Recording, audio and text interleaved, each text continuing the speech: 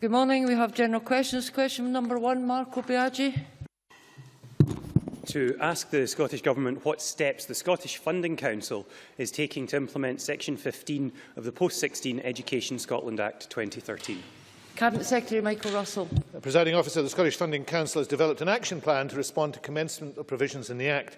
The action plan includes preparation of a specific work plan related to implementations of Sections 3, 15 and 16, the widening access-related parts of the legislation.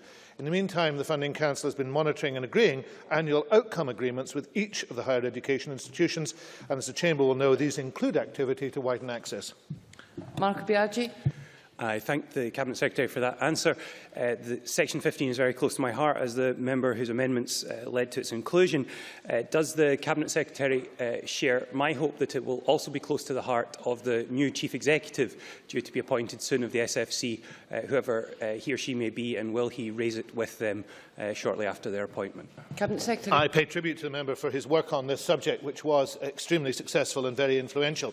The new Chief Executive of the Scottish Funding Council, when appointed, will be focused on supporting delivery of our post-16 reforms, which aim to boost jobs and growth, improve life chances, especially those of young learners, and ensure institutions that are sustainable for the long time.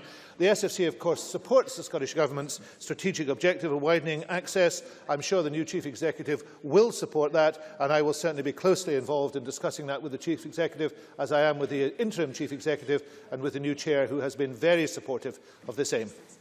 Question 2, Willie Coffey.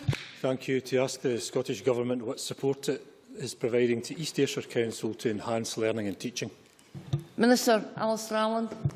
The Scottish Government is providing a wide range of support and funding to help education authorities, including East Ayrshire Council, to enhance learning and teaching. As Scotland's Improvement Agency for Education, Education Scotland has a key role in supporting practitioners and authorities, such as East Ayrshire, to improve learning and teaching across all areas of work.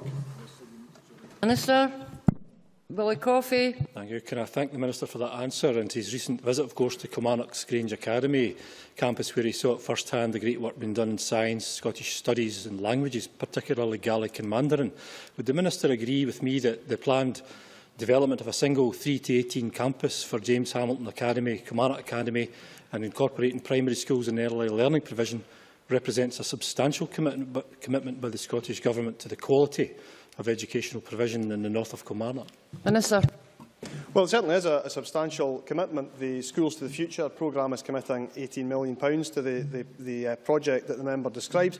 And it's also fair to say that Grange Academy is doing some great and innovative things with Scottish studies, which looks set to become a very valuable addition to the array of qualifications which people will be coming out of Scottish schools with in the future.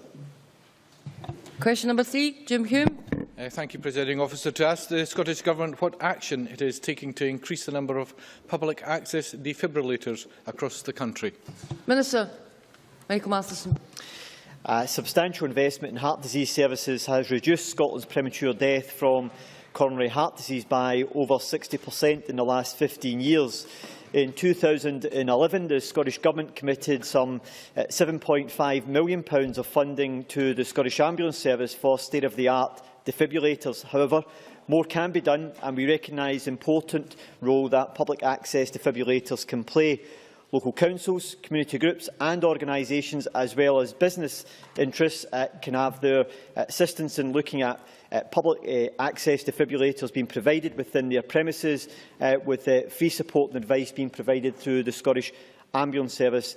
And this includes guidance and information about how they can apply for funding for this equipment. Jim Hume.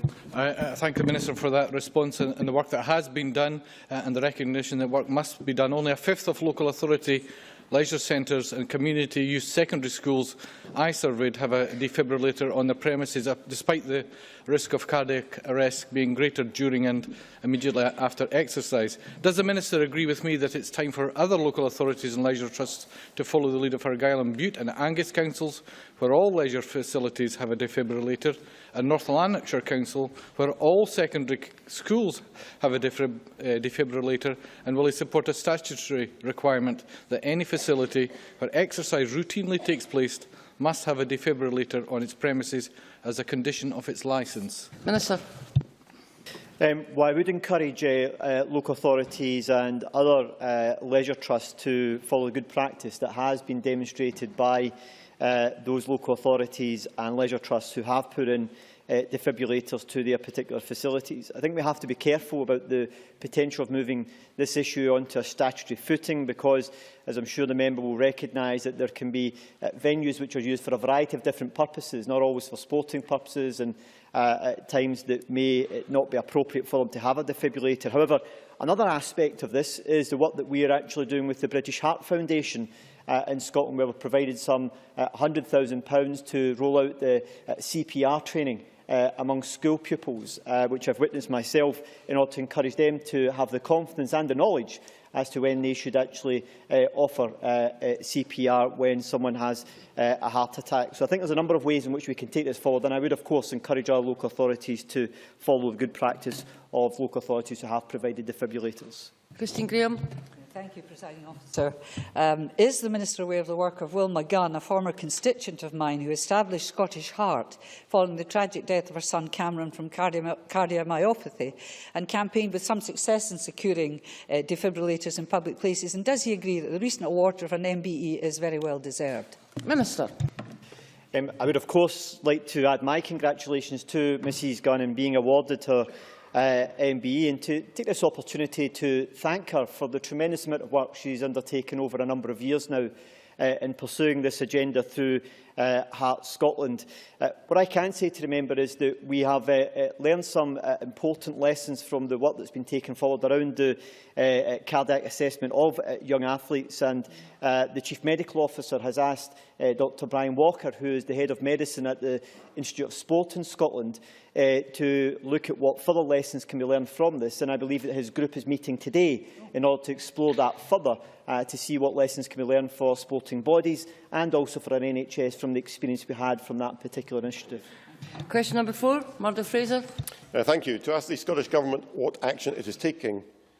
sorry, that's the wrong question. To ask the Scottish Government what action... I was reading Mr Hume's question there by mistake. I'll start again. To ask the Scottish Government what action local authorities are taking in light of Police Scotland's decision to withdraw traffic wardens. Cabinet Secretary Ken McCaskill. I'll happily answer it anyway. Local policing is at the heart of police reform, and Police Scotland is engaged with local authorities and local partnerships in a range of matters. This will continue to be the case in relation to parking matters that are identified as an issue and agreed as a local priority. The Police Scotland review of the Traffic Warden Service was part of the approach to ensure that resources are utilised in the most efficient and effective manner. I have been assured by Police Scotland that they will continue to address parking that is dangerous or obstructive, duties that police officers regularly undertake. The Scottish Government is engaging with local authorities to discuss the issues and possible solutions arising from Police Scotland's decision to withdraw its Traffic Warden Service. However, the action local authorities undertake is a matter for them, taking into account their own local circumstances and priorities. Murdo Fraser. I thank the Minister for his response. He is aware, and he said this, that the removal of traffic wardens by Police Scotland is putting an additional burden on those local councils which have not decriminalised parking offences. For example, in Stirling, there are 6 traffic wardens employed, which will cost the council £180,000 per year to replace. What is the Minister going to do about a situation where a centralised public body's cost-cutting is being done at the expense of a cash-strapped local council? Cabinet Well, that's Secretary. just not the case. The position is that at least 12 local authorities are now operating DPE. Indeed, in the Strathclyde Legacy Force, that had been the case for several years. Within Mr Fraser's own regional constituency, Fife operates DPE. In these circumstances, it seems to me that what Police Scotland is doing is helping to have a more uniform basis across Scotland to make sure that police officers are there to deal with dangerous and obstructive parking that should be dealt with by them, who will assist where there is individual local priorities, but to recognise other such matters are better dealt with by the local authority, and it is a matter for them, and it would partly be appropriate perhaps for Stirling to engage with Fife to work out how matters appear to be working relatively reasonably well there, never mind indeed the City of Edinburgh, in which Mr Fraser clearly knows well. William MacArthur. Thank you very much, Presiding Officer. Can I echo the concerns expressed by Murdo Fraser and advise the Cabinet Secretary a similar situation arises in my own constituency in Orkney? And is he aware that the role of the traffic wardens there extends far beyond simply issuing parking fines to helping the logistics of events, notably Stromness Shopping Week and agricultural shows? And those policing responsibilities will fall to police officers already struggling with the additional burden of back office functions. Cabinet Secretary. Well, I think we'll find that it's the Police Scotland who already deal with these major matters. I'll let Mr MacArthur correct me if I'm wrong, but I think it's the traffic warden as opposed to wardens in the Orkney Isles. And indeed, discussion is ongoing between Police Scotland and Orkney on that particular circumstance. Sarah Boyack. Thank you very much, Presiding Officer.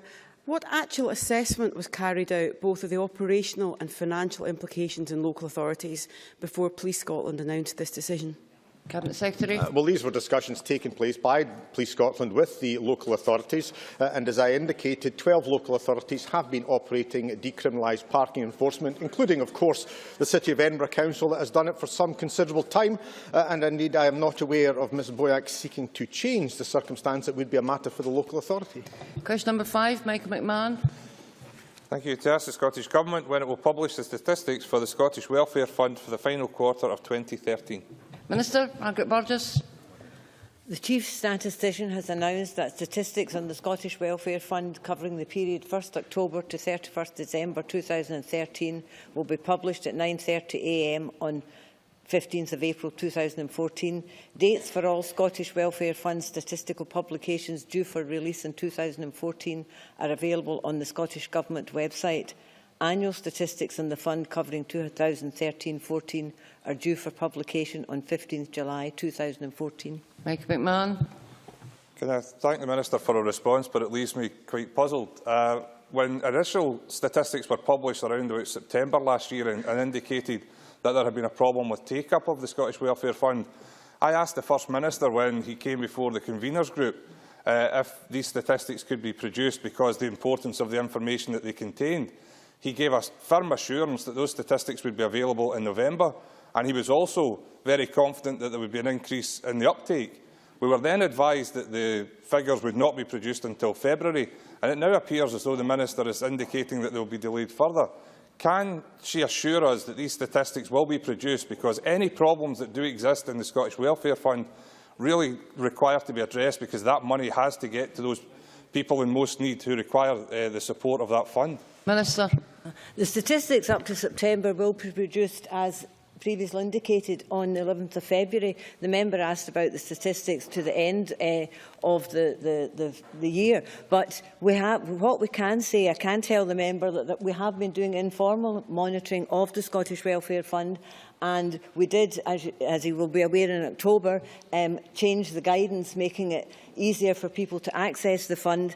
And the changes since the change in the guidance, we have seen a notable increase in spending in the Scottish Welfare Fund since that guidance has been amended. And the figures are showing around £90 million to December, to the end of December. And the Deputy First Minister will be sharing that information with the Welfare Reform Committee, and I understand she'll be writing to the committee today. Thank you. Question number 6, Alison McInnes. Thank you, Presiding Officer. To ask the Scottish Government when it considers appropriate to administer medicines as a form of restraint in care homes. Cabinet Secretary Alex Neil. Thank you, Presiding Officer. We expect the highest standard of care to be provided to all adults in all care settings. Our national care standards set out the responsibilities of care providers and their duty to ensure that residents are treated with dignity and respect. Care homes must have a written policy and procedures on when restraint can be used, and we expect staff to be fully trained and supported in the use of restraint. Any use of restraint must be recorded in the care user's personal plan, which is reviewed every 6 months. The use of medication as a form of restraint is only permissible in very limited circumstances and within certain parameters. For example, to safeguard the health of an adult who is unable to consent to the treatment in question, and where other alternatives have been explored and none are practicable. Alison McInnes. thank the Minister for his answer, but around a third of care home residents suffering from dementia in Scotland are prescribed antipsychotic medication, and mental health campaigners are deeply concerned that too often these antipsychotics are being used as a first resort for the symptomatic treatment of restless or agitated behaviour, as indeed the National Care Standards allow, and not once every other form of intervention has been exhausted. The Department of Health has identified that the extensive use of such drugs has substantial clinical risk attached and contributed to thousands of extra deaths and strokes. Does the Minister agree with me that further consideration needs to be given as to how we can safeguard the human rights, choice and dignity of these care home residents?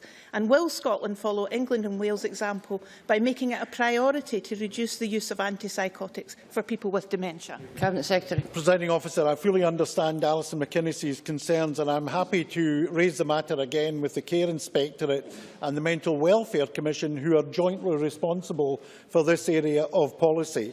As the member will know, every care home in Scotland is subject to an unannounced inspection once a year, and the Care Inspectorate are very conscious of the need to ensure during inspections that there is no abuse of this system.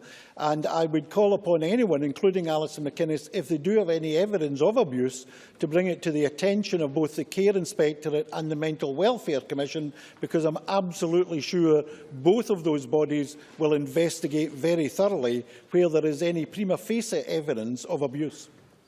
Question number 7, Collier Beamish. Thank you, Presiding Officer. To ask the Scottish Government what it is doing to protect bus routes in South Scotland. Minister Keith Brown.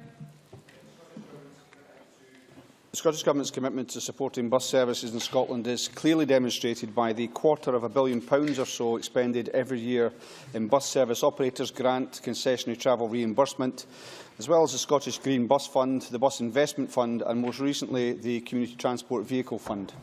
Claudia Beamish. I thank the Minister for that answer about the financial aspects. I have a particular concern about rural bus routes. In my region during the Christmas recess, Stewarts of Carluke pulled a bus service between Lower and Wishaw, leaving a rural community with very poor transport links for constituents who need to get to work and health appointments, and also leaving many socially isolated. I'm sorry to say this appears to be a continuing pattern. In view of this, what plans does the Minister have to support Ian Gray's bus bill to bring real sustainable protection to Law and many other communities across South Scotland? Minister. I think what I'd first of all say to the member is I would hope that she's taken up the particular issue on the particular route she's mentioned with the relevant authority, which I think will be the Strathclyde Passenger Transport Authority. It is the case that regional transport partnerships and local authorities have the power to intervene in protecting particular bus routes. We provide the financial support which I mentioned, but they have the ability to safeguard those particular routes. So I would hope that she's taken up that particular option, given that's the way to address this particular issue. On the issue of Ian Gray's bill, we still to see the proposals for that, and we look forward to seeing those, and we've said we'll look at those with an open mind. But I do hope that, as with the various other demands we've had in relation to transport, whether it's to spend an extra £350 million on Egypt, or more money for local authorities or community transport providers, that there is a proposal from the Labour Party during the budget process to say how much they intend to put towards that and how they'll fund that, because that way we'll know that it's a serious proposal. Otherwise, it does seem to me to be playing politics. And, of course, if we did fund all these other things, which we can't do because we're limited in what we can spend, if we were able to spend all that extra money, we'd end up in the same position as the last Labour Chief Secretary to the Treasury, who, when he was hounded out of office, had to say there was no money left. Question number 8, David Scott. Thank you, Presiding Officer. To ask the Scottish Government what assessment it has made of the availability of the Help to Buy Scotland scheme for residents of island areas that do not have participating builders. Minister Margaret Burgess. The £220 million Help to Buy Scotland scheme is available across Scotland to assist people looking to buy a new build home. Participation in the scheme is voluntary. House builders, whether large or small, may register and offer houses for sale under the scheme. We currently have 100 house builders participating in the scheme, including house builders in 2 island authorities, and we would encourage all builders to participate. Briefly, Mr Scott. I'm grateful to the Minister for that reply. Would she undertake to look into the particular situation in Shetland, where participating builders are not coming forward, and look at the flexibility of the scheme to allow possibly housing associations or Shetland Lands Council as a social landlord to take on that role for this scheme, which could, of course, assist people? Briefly, Minister. We recognise that the difficulties there are in the islands in terms of house building with some of the schemes, and we are looking at ways where the Scottish Government can assist further for the rural and island communities. Thank you. We now move to First Minister's questions. Question number 1, Joanne Lamont.